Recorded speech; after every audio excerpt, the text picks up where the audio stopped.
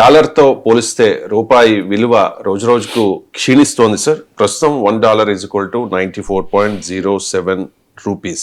2025-26 ఆర్థిక సంవత్సరంలో 10% పతనమైంది సార్ రూపాయి. ఇప్పుడు ఆర్థిక మంత్రి నిర్మలా సీతారామన్ అంటూ ఉన్నారు రూపీ ఈజ్ ఫైన్ అని చెప్పేసి. సోషల్ మీడియాలో గతంలో 2013లో ప్రతిపక్షంలో ఉన్నప్పుడు ఇదే నిర్మలా సీతారామన్ అప్పటి కాంగ్రెస్ ప్రభుత్వ విధానంపై రూపాయి పతనం అవుతూ ఉంటే ఏమన్నారు అన్నది సోషల్ మీడియాలో ఇప్పుడు వైరల్గా మారింది సార్. అప్పుడేమన్నారు ఇప్పుడేమన్నారు అనేది ఒకసారి చూద్దాం. 2013, 2026. With a great sense of concern about the falling rupee, it is about to cross the 62 mark against the dollar. It's a very grave situation. हमारे रुपये ठीक चल रही है, हमारे रुपये ठीक चल रही है. हमारे రూపాయి ఠీక్ చల్ రహే హై అని ఇప్పుడు అంటూ ఉన్నారు సార్. అండ్ మోదీ 2014 ఎన్నికలకు ముందు అప్పటి కాంగ్రెస్ ప్రభుత్వంపై రూపాయి క్షీణిస్తూ ఉంటే మీరు ఏం చేస్తూ ఉన్నారు, బంగ్లాదేశ్ రూపాయి పడిపోవడం లేదు, నేపాల్ రూపాయి పడిపోవడం లేదు, శ్రీలంక కరెన్సీ పడిపోవడం లేదు, ఆయా దేశాల కరెన్సీలు పడిపోవడం లేదు, మన దేశ కరెన్సీయే మన రూపాయే ఎందుకు పడిపోతోంది అని అప్పుడు క్వశ్చన్ చేసిన వీడియో కూడా ఇప్పుడు వైరల్ అవుతోంది సార్. ఒకసారి ऐसे नहीं होता मित्रों, मैं शासन में बैठा हूं, मुझे मालूम है इस प्रकार से रुपया इतनी तेजी से गिर नहीं सकता. अरे नेपाल का रुपया नहीं गिरता है, बांग्लादेश की करेंसी नहीं गिरती है, पाकिस्तान की करेंसी नहीं गिरती, श्रीलंका की करेंसी नहीं गिरती. क्या कारण है हिंदुस्तान का रुपया पतला होता जा रहा है? ये जवाब देना पड़ेगा आपको. देश आपसे जवाब मांग रहा है. Right sir. అంటే రూపాయి బాగానే ఉంది, రూపీస్ ఫైన్ అని నిర్మలా సీతారామన్ అంటున్నారు. అంటే 62 రూపాయలు డాలర్కు 62 ఉన్నప్పుడు ఏమో గ్రేవ్ సిచ్యువేషన్, అత్యంత ప్రమాదకర పరిస్థితి. 95 వాస్తవంగా 94 కాదు, నిన్న 95 క్రాస్ అయింది ఫస్ట్ 95.22. సో 95 క్రాస్ అయింది, తర్వాత కాస్త 94.8 దగ్గర ఏదో ఆగినట్టుంది. సో 95 చరిత్రలో మొదటిసారి దాటింది. సో ఇప్పుడు ఏమో సబ్ టీకే అంట. సో ఇక ఇంతకన్నా ఎక్కువ విశ్లేషణ ఎందుకు, ఆ రెండు ఇప్పుడు సోషల్ మీడియా ఏజ్లో ఇది ఒక అడ్వాంటేజ్ అయింది. ఇక అది ఇది పక్కన పెడితే ఏం మాట్లాడుతున్నారో నాయకులు అర్థమవుతుంది కదా. ఇప్పుడు మోడీ మాటలు చూస్తే ఇప్పుడే అంటున్నట్టు అనిపిస్తోంది. సో మీరు గమనించండి. సో 62 ఏమో అత్యంత ప్రమాదకరం.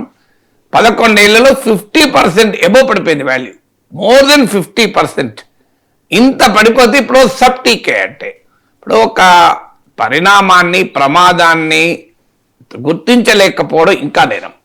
అంటే ఏ సమస్య ఉంది, నేను దాన్ని పరిష్కరించే ప్రయత్నం చేస్తున్నా అంటే కాస్తంత మనము వదిలేయచ్చు.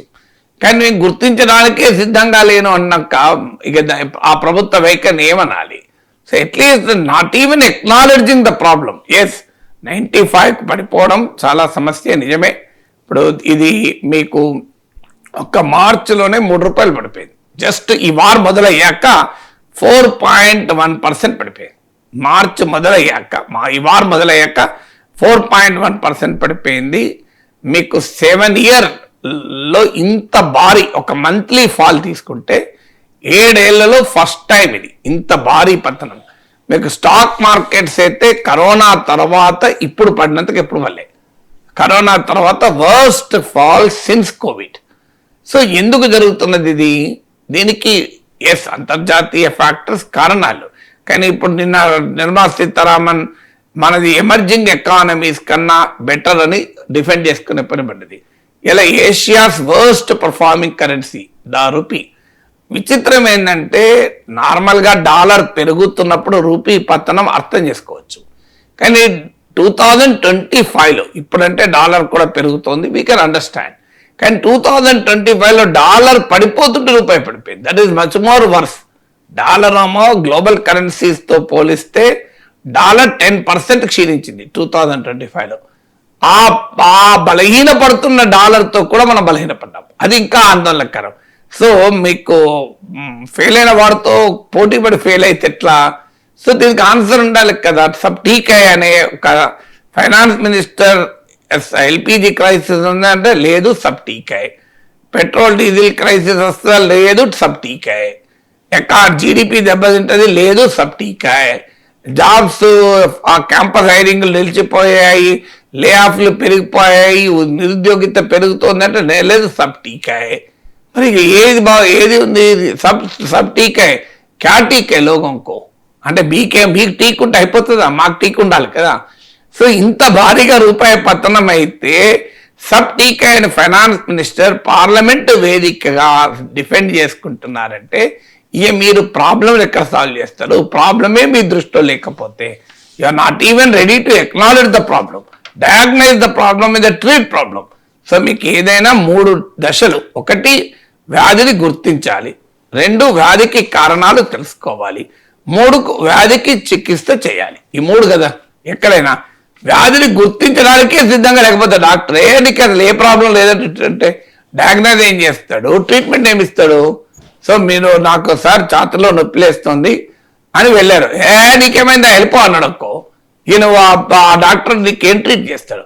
సో ఛాతీలో నొప్పి లేస్తుందంటే ఏమవుతుంది? చెమటలు వస్తున్నాయా, కాస్త మెట్లు ఎక్కితే గాబరాలాగా అనిపిస్తుందా, గుండెలో అప్రోప్రియేట్ అలజడి లాగా అనిపిస్తుందా, సో ఏమనిపిస్తుంది అని అడిగి, ఓహో అయితే ఈసీజీ తీసుకో, ఈసీజీలో తేలకపోతే ట్రెడ్మిల్ టెస్ట్ చేసుకో, సో లిపిడ్ ప్రొఫైల్ టెస్ట్ చేసుకో, టెస్ట్ రాసి లేదు ఇంకో ఈ ప్రాబ్లం ఉందని పరిష్కరిస్తాడు. నీకేమైనా బాగా నేను చూస్తే మా బ్రహ్మాండంగా కనబడతాను, గుండెలు తీసిన బంటు నువ్వు వెళ్ళిపో అన్నాడు ఒక డాక్టర్. డాక్టర్ అంటారా వాడిని? సో డాక్టర్ ఎవరైనా అంటారా అట్లా? సో అందువల్ల మీకు ఒక క్లియర్గా రూపాయి పతనం అవుతుంటే సబ్ టీక్ హై అంటే ఎక్కడ దాకా పోతాం? మరి సబ్ క్యూ టీక్ నహీ హై? जब 62 में तो सब ठीक है, ठीक नहीं है. అవి 95 అయితే మీకు టీక్ హై. ఏమన్నా అర్థం ఉందా దీనికి లాజిక్? అంటే మేము చేస్తే వెనకటికి అంటే మా ప్రభుత్వంలో ఏం చేసినా కరెక్ట్, గత ప్రభుత్వంలో జరిగితే అది రాంగ్. మీకు వెనకటికి ఒక కథ ఉంది.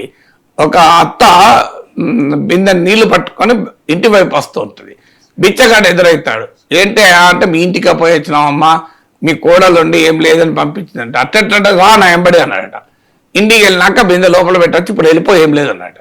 అదేనమ్మా మళ్ళీ రమ్మన్నావు కదా నువ్వు అంటే, ఏం లేదని కూడా మా కోడలు ఎట్లా చెప్తాడు, ఏం చెప్పాలన్నాడు. సో ఆ రకంగా ఉంది వ్యవహారం సర్లే. అంటే మేం చేస్తే రైట్, వాళ్ళు చేస్తే రాంగ్ అని లాజిక్ ఉంది అదేమన్నా? సో అందువల్ల మీకు ఎందుకు అవుతోంది? క్లియర్గా మన ఫారెన్ ఇన్వెస్ట్మెంట్ అవుట్ఫ్లో గణనీయంగా ఉంది. దేశ మార్కెట్ నుంచి విదేశీ పెట్టుబడులు భారీగా వెళ్ళిపోతున్నాయి. దాన్ని ఆపలేకపోతున్నాం. ఎనర్జీ ప్రైసెస్ పెరగడం వల్ల ఇంపోర్ట్ బిల్ పెరుగుతోంది. మన ఎకానమీ బ్రహ్మాండంగా ఫండమెంటల్స్ ఉన్నాయని నిర్మలా సీతారామన్ చెప్తోంది. కానీ జీడిపి మన స్టాటిస్టికల్ సిస్టమ్ పైన గ్లోబల్ కాన్ఫరెన్స్ IMFఏ మన జీడిపి లెక్కలు తప్పుపట్టింది. IMF వేరేటోడు కూడా కాదు.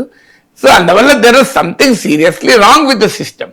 అఫ్ కోర్స్ గ్లోబల్ ఫ్యాక్టర్స్ ఒక ముఖ్యమైన కారణం కాదని ఎవరంటలేరు. వార్ కావచ్చు, ఎనర్జీ ప్రైసెస్ పెరగడము, మన ఎనర్జీ డిపెండెంట్ ఎకానమీ, ఖచ్చితంగా అదొక బిగ్ ఛాలెంజ్గా ఉంటుంది. స్టాక్ మార్కెట్ నుంచి భారీగా ఫారిన్ వెళ్ళిపోతున్నారు. మీకు ఇండియన్ స్టాక్సే కాదు, ఇండియన్ బాండ్స్ నుంచి కూడా వెళ్ళిపోతున్నారు. అంటే మన ఎకానమీ పైన గ్లోబల్ ఇన్వెస్టర్ కాన్ఫిడెన్స్ దెబ్బతింటోంది.